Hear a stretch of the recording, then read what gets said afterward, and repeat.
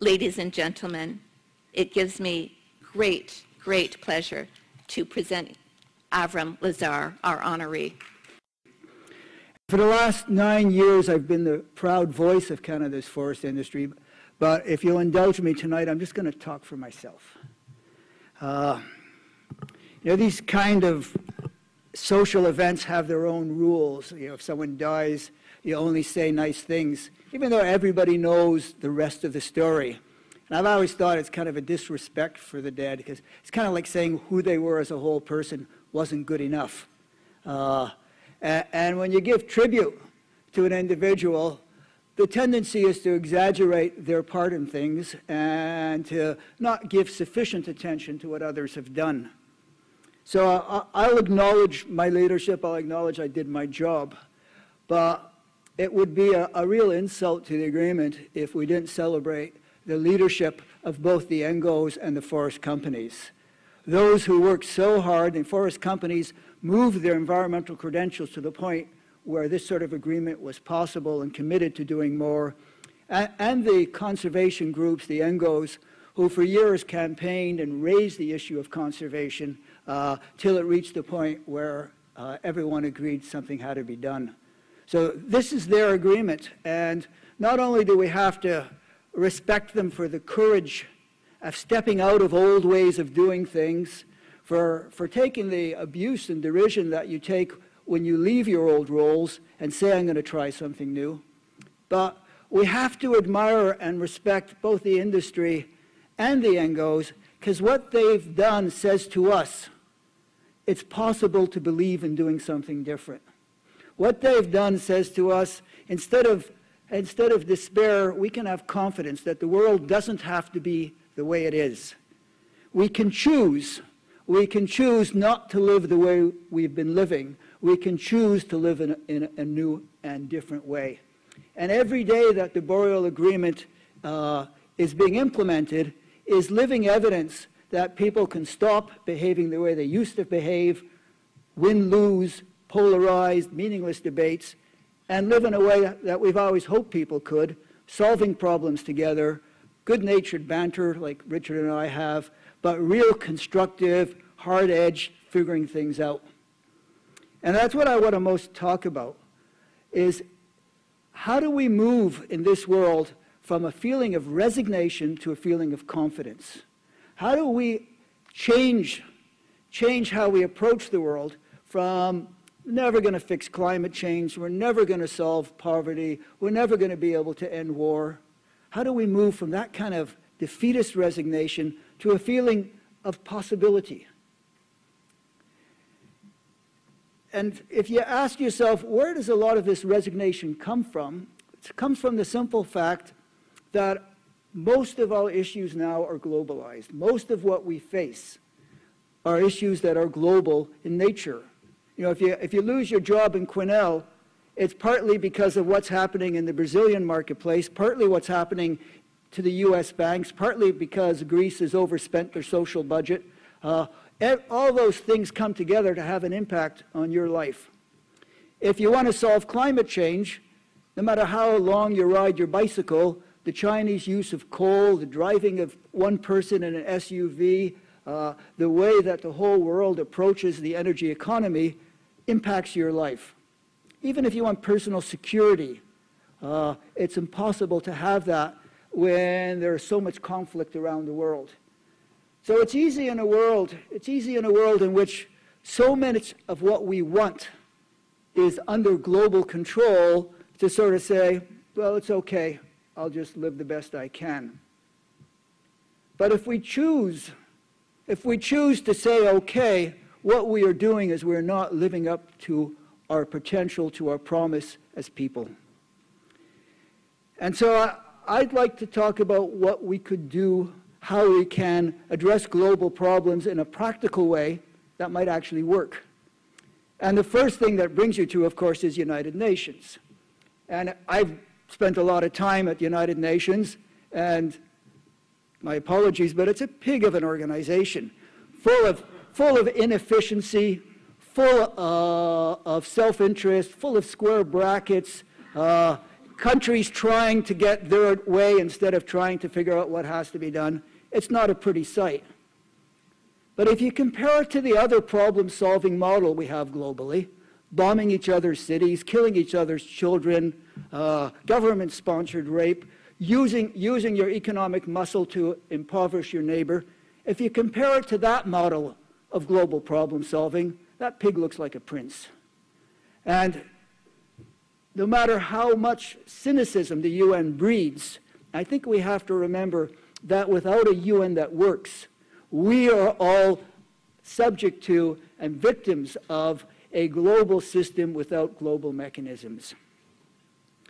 And it's got to be said that the machinery we have for solving global problems doesn't quite work yet. That we don't have the culture. Our culture still remains international, between nations, tribal, and we haven't got a culture to deal globally. We haven't got machinery that works. We haven't even got the skills necessary to deal with global problems. And if there's one task facing us, it's developing that machinery and those skills. I have a few ideas of what it would look like and what it would take. And it's three things. One is will, the other is the way, and the third is the understanding. Let's start with will. Let's take climate change, for example. How could we express the global will to deal with climate change? How can the global community say, we want this fixed. We want our commons taken care of. How does the global community find its voice to deal with climate change? And the answer is pretty obvious. The answer is that voice is going to find expression through the internet. And, you know, if you talk global village, you can't help but think of Marshall McLuhan. And his primary concept was that the medium is the message. And what does that mean? It means that you are changed more by the nature of your medium than actually the content. So the message of television is, sit still, take it in, get fat. That's basically the message out of television. The message out of the internet is, you have a voice and you are not alone. And that message is being internalized day by the young people and basically all of us, all across the globe. And as people hear, internalize the message, you have a voice and you're not alone, there will be the capacity to rise up, as we've seen many places in the world, but rise up as a global community and say, we want our commons saved. We want the air we breathe, the water we depend upon, the climate saved. And that will be expressed in a way that we'll all have to listen. But once the will is expressed, once the voice is there, do we know how to do it? And you could say, well, you know, in climate change, do we have the technology?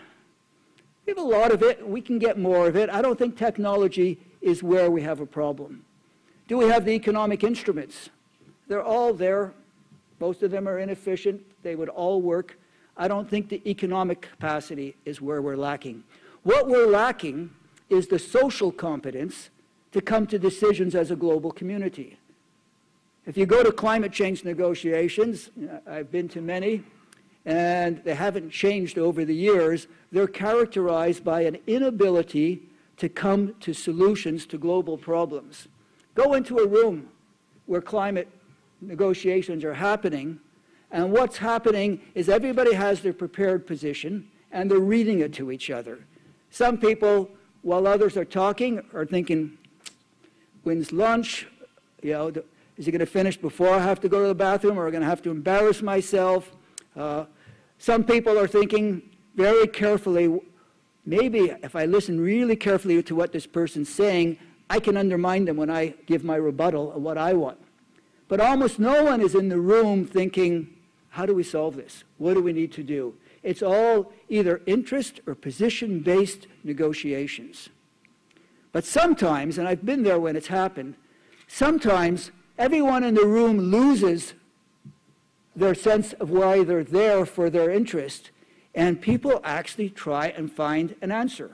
Sometimes there's a a precious moment, and everybody feels it, when the group of individual interests becomes a community of interest, and we find solutions instead of resolutions. A resolution is basically a trade-off between interests. A solution is actually finding an answer that works. There's been a lot of research done at the Massachusetts Institute of Technology and at the Shambhala Institute on how do you get groups to go from collections of interests to communities looking for solutions. And Richard and I know that when we were negotiating the Boreal Agreement, when we took off our hats of trying to win for our side and actually asked the question, where is the answer? It was a beautiful thing. It was a lightning thing. It was a thing that was energizing. We could feel a sense of possibility. We weren't good at it all the time, but when we were, it really showed its promise. So if the will, save our commons, gets expressed, and it will, I'll say in less than 5 years it will be an undeniable global voice, then we're going to need the way, which means we're going to have to be trained in processes that allow nations to come together, negotiators to come together with a collective consciousness, with the way of being in a meeting, and with meetings being run so that the group is trying to find the solution rather than everyone in the group trying to protect their interest. It's doable, it's been done, it is more of a technical problem than anything else. And when we choose to do that, I think we'll actually be able to address global issues. There's one last piece, and that's an understanding. And perhaps that's the most important piece. It's understanding who we are on this earth. You know, some people think that humans are just consciousness isolated in protoplasm, trying to find, reach out and feel connected. Some think that we're an expression of the divine plan. Some people think that we're a manifestation of evolving, emerging consciousness. Some think that we're just a weird collection of biochemicals behaving in an unpredictable way.